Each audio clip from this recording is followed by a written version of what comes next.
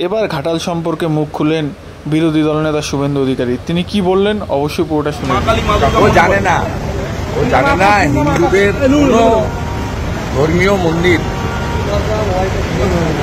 সরকারি টাকায় হয় না, আর সংবিধানও পারমিট করে না কোনো ধর্মের কোনো মন্দির বলুন, মসজিদ বলুন, গুরুদ্বারা বলুন, চার্চ বলুন, সরকারি টাকায় তৈরি করা যায় না। উনি সংবিধানও পড়েননি, নিজের ধর্মটাও পড়েন, তাই এই ধরনের কথাবার্তা বলছেন। 27 তারিখ ভাষা আন্দোলন বলতে আপনারা কোনো কর্মসূচি করলে তৃণমূল কর্মসূচি করবে, কালকে যেহেতু আপনারা উত্তরকন্যায় করেছিলেন। করুন না, এত বড় রাজ্য অন্য রাজনৈতিক দলের কর্মসূচিকে ডিস্টার্ব না করে করতে কেন পারবে? বিজেপি তো করেছে 600 কিলোমিটার, কংগ্রেসও পলাশিতে করেছে, করুন না। না বলছে এত বড় রাজ্য, 11 কোটি দেশ, দার্জিলিং থেকে দীঘা, কোচবিহার থেকে কাকদ্বীপ, এতগুলো জেলা, এত বিরাট এলাকা, কেন করবেন? নিশ্চয়ই করবেন। তাতে অন্য কারোর কর্মসূচিকে ব্যাহত না করেই করবেন। এসব কথা ওনাকে বলতে না বলুন। জ্যোতিবাবু, বুদ্ধবাবুর সময় ওনাকে কোনোদিন হাইকোর্টে যেতে হয়নি বন্ধ হরতাল করতে, আর আমাকে 87 টাইম যেতে হয়েছে, যেহেতু আমি opposition leader, no sitting opposition leader, এবং বিজেপিকে রিপ্রেজেন্ট করি। সেই কারণে আমাকে 86 বার যেতে হয়েছে হাইকোর্টে, এবং উনি থাকতে মাস 6 আছেন, উনি আরো বার 14 যেতে হবে। বলুন, আমি আমার ফ্লাইটে টাইম। দেবকে তো ঘাটালে পাওয়া যায়নি, দেবকে ঘাটালে পাওয়া যায় না, ঘাটাল ডুবে আছে অর্ধেকটা।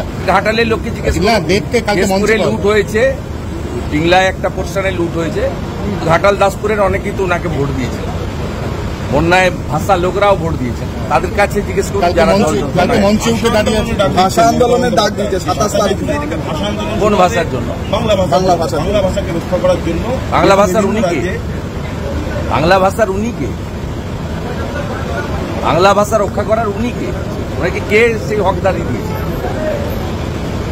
তা দেয়নি। যেদিন প্রণব মুখার্জিকে রাষ্ট্রপতি করার কথা বলা হয়েছিল বাঙালিকে, সেদিন প্রথম বিরোধিতা উনি করেছিলেন। আর উনি যে পার্টিকে গালাগালি করেন সেই পার্টিটাকে বাঙালি প্রতিষ্ঠা করেছে, ডক্টর শ্যামাপ্রসাদ মুখার্জি। আমাদের বর্তমান প্রধানমন্ত্রীর অ্যাডভাইজার ছিলেন লেট বিবেক দেবরয়, বাঙালি। অর্থনৈতিক উপদেষ্টা যিনি আছেন সঞ্জীব সান্যাল, বাঙালি। কয়েকদিন আগে কেন্দ্রীয় সরকার একজন কৃতি অধ্যাপক অসীম ঘোষকে হরিয়ানার রাজ্যপাল করেছেন বাঙালি। সব কথা এখানে না বলেই ভালো। ভাইস প্রেসিডেন্টের পদত্যাগ তৃণমূল বলছে আরএসএস এর হাত রয়েছে। আমি মন্তব্য করব না। উনি হেলথ গ্রাউন্ড বলেছেন, উনি এটা বড় মাপের ব্যাপার, আর উনি ভেরি কম্পিটেন্ট পার্সন। ওনার গ্রাউন্ড হেলথ গ্রাউন্ড বলে আমরা দেখেছি মিডিয়াতে, আমি এটা নিয়ে। আপনারা বলছেন যে 17 লাখ রোহিঙ্গা আছে, কিন্তু মমতা দাবি করছেন যে সারা বিশ্বে 11 লক্ষ রোহিঙ্গা আছে, এবং বাকিদের পেলেন কোথায়? আপনারা বাকিদের পেলেন কোথায়? দেখুন, ভারতীয় মুসলিমদের নিয়ে আমাদের কোনো আপত্তি নেই। আমরা কোনোদিন বলি না, আমরা তাদের বিরোধিতা করি না। মোদিজির সমস্ত স্কিমের বেনিফিট কিন্তু সবাই পায়, কিন্তু বাংলাদেশি মুসলমান এবং রোহিঙ্গা মুসলমান তারা ভারতীয় নয়, পরিষ্কার কথা। ভারতীয় যে শিখ, হিন্দু, খ্রিস্টান, জৈন, মুসলিম যেই হোক, তারা ভারতীয়। সবাই মিলেমিশে আমরা থাকবো, যে যার রাজনীতি করুন। তারা আমাদের হিন্দুদের পার্টি বলেন, কিন্তু মোদিজির কোনো স্কিম কোনো একটা ধর্ম সম্প্রদায়ের জন্য নয়, পরিষ্কার কথা বলছি। কিন্তু আমরা পরিষ্কারভাবে বলি, 540 কিলোমিটার কাঁটাতারের বেড়া না থাকার জন্য বাংলাদেশ থেকে বার্মার যে রোহিঙ্গা রিফিউজিরা এখানে প্রচুর সংখ্যায় ঢুকেছে, তাদের নাম হচ্ছে রোহিঙ্গা। 2017 সালে মুখ্যমন্ত্রী তাদের ইনভাইট করেছিলেন।